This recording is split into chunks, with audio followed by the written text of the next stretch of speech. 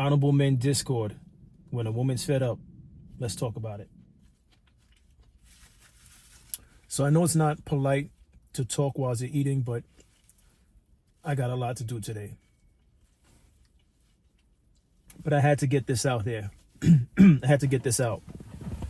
When a woman's fed up, the talk right now is the conversation that Obama and Trump had during President Carter's funeral service.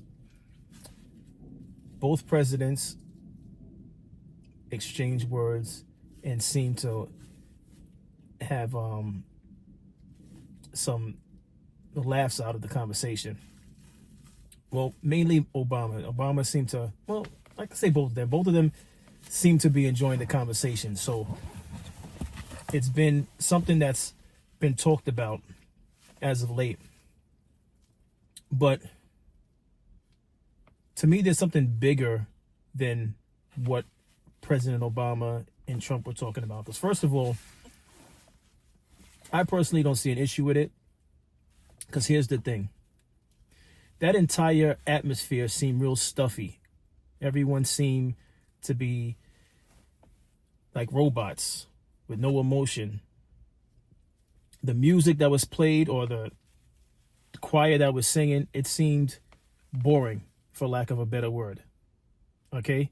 I know it's a funeral service, but it didn't seem like there was any life in the service. So if Obama and Trump felt like speaking, I don't see anything wrong with it. I know some people are like, oh, well, Obama was saying so much about Trump when Kamala was when she was running for president. I get that, but it's over. The election's over, all right? And yes, Obama was supporting Kamala Harris in her run for president, but it's over. And here's something that men understand. We know this from sports, right? Whether we win or whether or not we lose, at the end of the game, we're supposed to shake hands. Well, primarily in basketball. I don't know how it's done in baseball or any other sport. But in basketball, whether you win or you lose, at the end of the game, you're supposed to shake the other team's hands. Now, some players get in their feelings. They run off the court. I understand that happens. But mostly, you're supposed to shake the other team's hands. So with that in mind, yes, Kamala lost. Yes, Obama had some choice words to say about Trump, which I'm sure Trump had choice words to say about Obama also. But I see nothing wrong with the two of them laughing. And at the end of the day, this is politics. All right.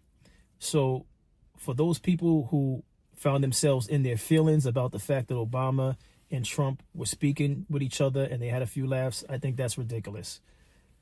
If you haven't seen that video, take a look at this.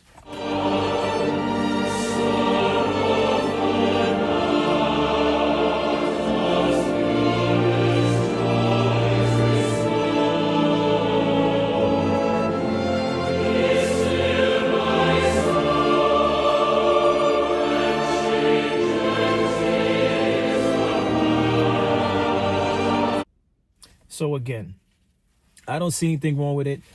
They're politicians.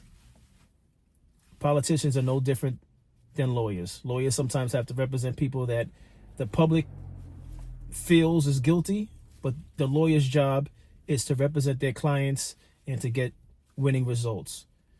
Politicians, they have their agendas. I don't look at politicians as though they're on the same level as God. All right? They're mortal men just like you and I. They just have different titles that people respect. Obama talking to Trump means nothing to me, and it should mean nothing to you. So, but the bigger story to me is Obama having to sit there by himself. All the other presidents had their wives in attendance. What was Michelle's reason for not attending the funeral service? Now, I don't know that answer. Maybe some of you know that answer, but I don't believe whatever that answer is, it's justified in leaving Obama there sitting by himself. Now, some may say it's because of Trump. I'm not even sure if they knew the seating arrangements ahead of time, but that's not a strong enough reason to not be by your husband's side. So that's why this is called When a Woman's Fed Up. I don't know if something's going on with Michelle and Obama, but it's also said that she is planning to not attend the inauguration this coming Monday. So that's two major events that's going to be televised where Michelle won't be present. Now, here's some audio for Michelle speaking on her attendance from the first inauguration, which she dreaded, and she struggled to get through it. But this is Michelle in her own words regarding the first inauguration of President Trump. Take a listen. But then to sit on that stage and watch the opposite of what we represented on display, there was no diversity. She continued by saying that she didn't feel like the inauguration stage reflected America in any meaningful way, adding that the drizzly weather wasn't the only thing dampening her spirits. Many people took pictures of me and they like, you weren't in a good mood. No, I was not. Lately, it doesn't seem like Michelle is interested in spending any time near Donald Trump. Before the news broke that she wouldn't be attending the upcoming inauguration, the former First Lady also decided to sit out the funeral of former President Jimmy Carter, who died on December 29, 2024, at age 100. Had she attended, she likely would have sat between Barack and Trump. So she has her reasons, but again, none of her reasons to me for not attending this coming Monday's inauguration, whatever reason she has, is not sufficient. It's been said that she's extended her trip. She's in Hawaii, I believe, or some type of vacation. She's extending it. Absolutely not acceptable. Absolutely not acceptable. And then some black women, not all black women, this is a perfect example of why, in some cases, men choose to step out of the race. Yes, I'm saying it. Yes, I'm saying it. You tell me any other nationality on that level, whether it be Asian, Hispanic, Caucasian,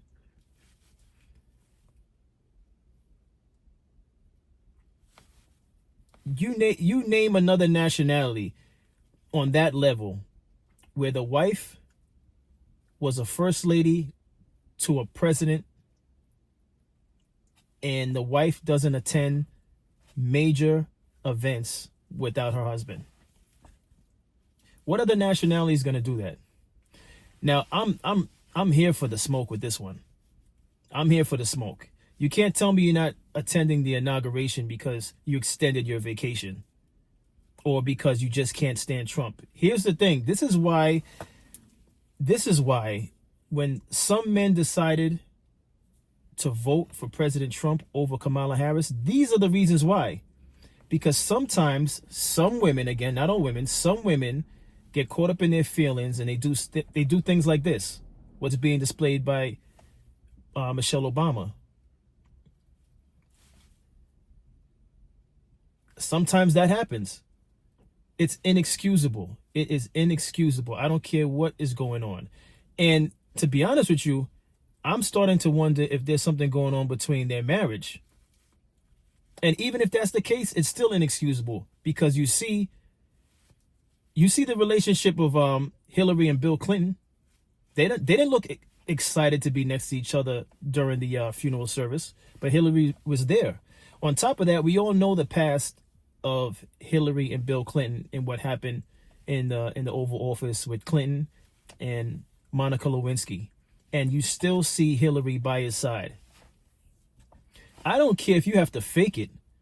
You're both going to attend. Because here's the way I look at it.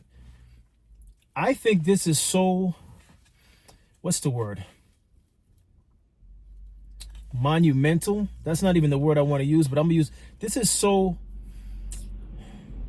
I'll just go with monumental for lack of a better word for right now. This is monumental because for me, this is two major events. President Carter passed away at age 100.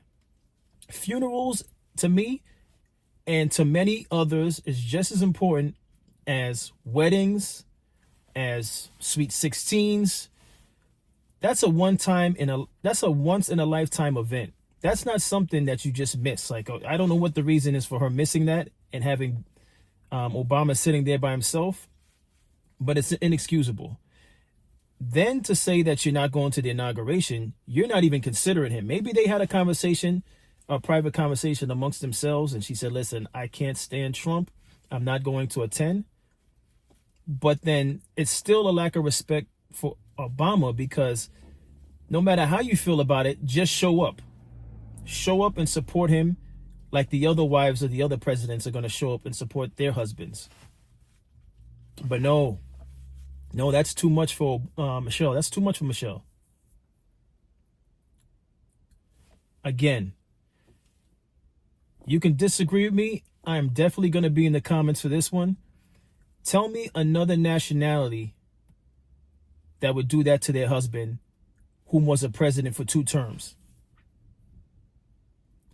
And let's be clear, if they are having marital issues, that display is disgusting.